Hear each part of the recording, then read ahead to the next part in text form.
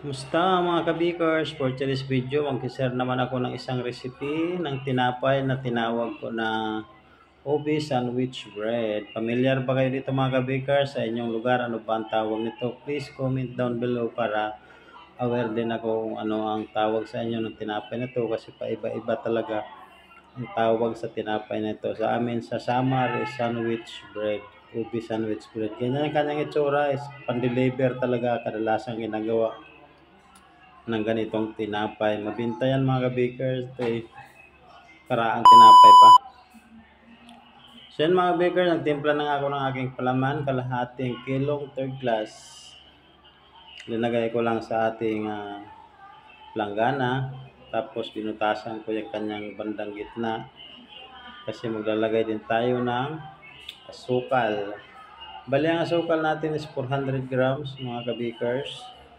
Naglagay din tayo ng powder milk. Naubusan kasi tayo ng ating powder milk kaya bumili lang ako ng isang sachet ng powder milk. Naglagay din ako ng 150 grams ng margarine. Napaka-importante niyan mga bakers. Dahil ubi nga yung gagawin kong flavor, kaya ito yung aking ginamit na flavoring. Yan, yung nakita nyo naman mga yan.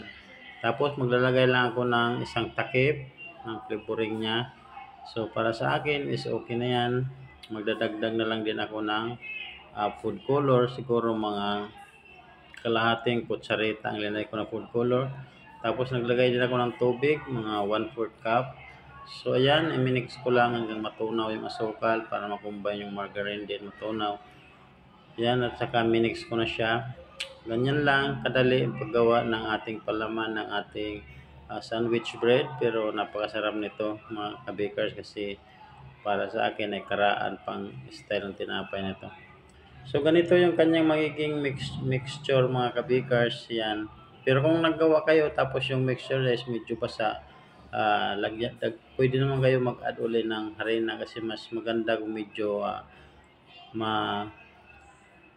tuyo siya konti, hindi siya basa kasi mahirapan kayo magpalaman. So ayan, yan ang gagamitin kong lanyera. Bali binanyahan ko lang tapos linagyan ko ng harina din uli para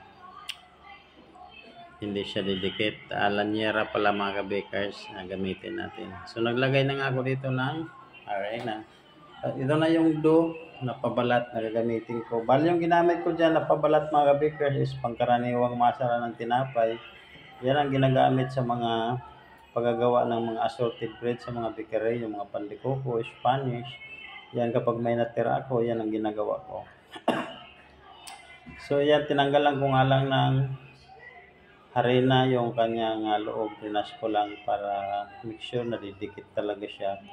Kasi pag maraming harina, hindi siya didikit. Ito na nga yung palaman natin. Lalagay natin sa gitna. Pinalapad ko lang siya. Kaya sinasabi ko na kailangan medyo siya tuyo yung kanyang mixture kasi para hindi kayo mahirapan magpabalat, magpalaman kasi kung basa siya, mahirapan kayong magpalaman. So ayan, bali ganyan lang. Tapos linagyan ko ng konting harina ibabaw para hindi siya didikit ulit. Ilagay ko dyan sa gitna. Ganun lang kadali mga ka-bakers, no? So ayan, bali ganyan, pinagpantay-pantay lang natin hanggang maging malagyan lahat. So ayan, ganun lang. Ayan, pantay-pantayin lang natin. Ayan, ganun lang mga ka-bakers. Yan, ganun lang siya kadali. Ayan. Ayan, pantay-pantayin lang. Pag pantay na siya, pwede na natin siya tanggalan din uli ng harina dyan sa may ibabaw ng palaman na yan para didikit siya. So ayan mga ka-bakers, bali pantay na siya dyan. Pinantay-pantay natin tapos brenasan natin para matanggal uli yung mga harina dyan na nakadikit. Ayan. Make sure na walang harina kasi pag mayroon mga ka-bakers, mahirapan tayo. Hindi siya masyadong kakapit yung ating pabalat. Kapag umalsa siya, tatanggal. So ayan, pinalapad ko na nga lang yung pabalat natin.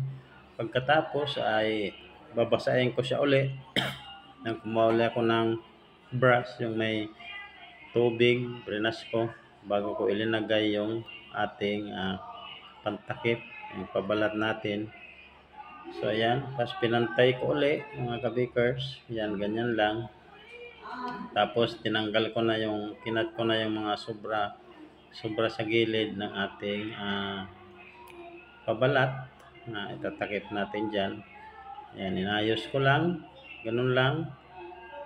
So pagkatapos yan, ilock natin yung mga gilid gamit yung ating spatula. Kung wala ka namang ganyang spatula, pwede kayo gumamit ng kutsilyo or kutsara. Baliktaran nyo lang yung handle, yung ganyan nyo. So ayan mga kabikers, patuloy lang tayo sa pag-lock hanggang matapos. Yan, napakadali lang. Napakasarap talaga ng tinapay mga to mga kabikers. Kadalasan nyo ito makikita sa mga pan-deliver, sa mga pan-delivering tinapay sa mga tindahan, lalo sa mga probinsya. Kadalasan nyo makikita yung ganitong tinapay. Pati yung lalamunan ko mga kabikers pag nagbo-voice over ako, ewan ko lang kung bakit. So ayan, pagkatapos tinanggal ko lang yung mga tira-tira. Ayan. So pwede na yan mga kabikers. Pag ganyan, dali lang niya. Ayan, pantay-pantayin pa natin. Yan, ganun lang. Yan, binutasan ko siya ng tinidor. Yan, napaka-importante rin yan. Butasan nyo ng tinidor, dikit-dikit mga kabikers. Make sure na hindi siya lulubo para lumabas yung kanyang mga hangin-hangin sa loob. Yan, ganyan lang. Bilisan lang natin dyan mga kabikers. So ayan, ganoon lang, paulit-ulit lang siya hanggang matapos. Yan. Makakatulong din yan para hindi siya lulubo yung ano niya, pabalat. Tapos brasan natin ng yan, meron tayo dyang itlog. Brasan lang natin siya dyan. Yan. Brasan natin para pagkaluto, maganda yung kanyang pagkaluto, makintab siya. Yan, ganoon lang. Pwede naman kung pwede naman iba kung ano lang yung available sa inyo, pwede rin naman iba. Yan, pagkatapos yan mga kabikers, palsahin ko muna siya ng mga 15 minutes. 15 minutes, palsahin ko siya ng 15 minutes bago siya lulutuin. So yan mga kabikers, naluto ko na din siya after 15 minutes. Bali naluto ko siya ng 10 minutes. So ayan na siya. Yan. Bali, slice na natin siya mga kabikers. Tanggalin muna natin yung mga gilid dyan, yung mga sumasabit. Yan. Ganyan lang din ang pagtanggal. Kasi hindi maiwasan na may dumikit sa mga gilid. Yan. So yan. Itong ina-slice ko, medyo mainit pa to kasi may lakad nga ako. Hindi ko na talaga siya nahintay na lumamig, you know. Pero mas maganda talaga to kung i-slice ng malamig na para hindi nakakapit yung kanyang palaman. Ito kasi medyo kakapit pa siya kasi medyo ano pa, mainit. Kasi hindi na natin nakapaghintay kasi kapos na tayo sa oras kasi ang oras dyan is 1:30 na. Alis pa ako So ayan mga bakers, slice na natin. Ganito lang ang pag-slice niyan. Yan, hatiin ko lang yan sa gitna. Yan, hati sa gitna. So ganyan lang. Tapos hati din sa gitna. Puro lang gitna siya. Bali 4 yan siya. Yan. Yan, hati uli dyan sa gitna. Yan, ganun lang kadali. Yan, pag mag-i-slice pala, lalo na kung pang business, ganun lang ang gagawin nyo mga kabakers, no? Bali ang kalalabasan niyan na ang bentahan ko diyan is 5 pesos lang. Yan. 48 piraso ang kalalabasan niyan. So gitna uli, hatiin ko siya sa gitna. Puro gitna lang talaga eh. Yan. Yan, ganyan lang mga ka-bakers. Gitna-gitna lang. No?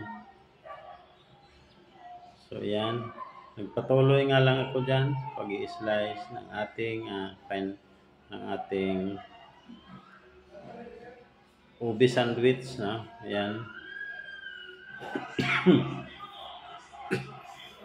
Ayan mga ka-bakers. Ba't mga ka-bakers, pag nag-voice over ako, ang kati ng lamunan ko. So ayan, kaya nga na sinasabi ko, hindi pa siya masyadong tuyo. Medyo kumakapit pa yung kanyang palaman kasi medyo mainit pa siya. Pero kung papalamigin nyo siya, mas maganda talaga. So ayan, hinati ko siya sa gitna at ganyan nga kalaki ang kanyang kalalabasan. Tapos ibibenta ko siya ng 5 pesos. So yan, ganyan siya mga ka-bakers. Ganun lang siya tingnan, pero pag kinain mo, napakamalinamnam ng tinapay na to. So yan. Yan, hanggang dito na lang mga ka-bakers. Sana nakatulong sa inyo itong video na to, lalo kung magninegosyo kayo ng tinapay. At yung nakatulong sa inyo, huwag niyo kalimutan like and share.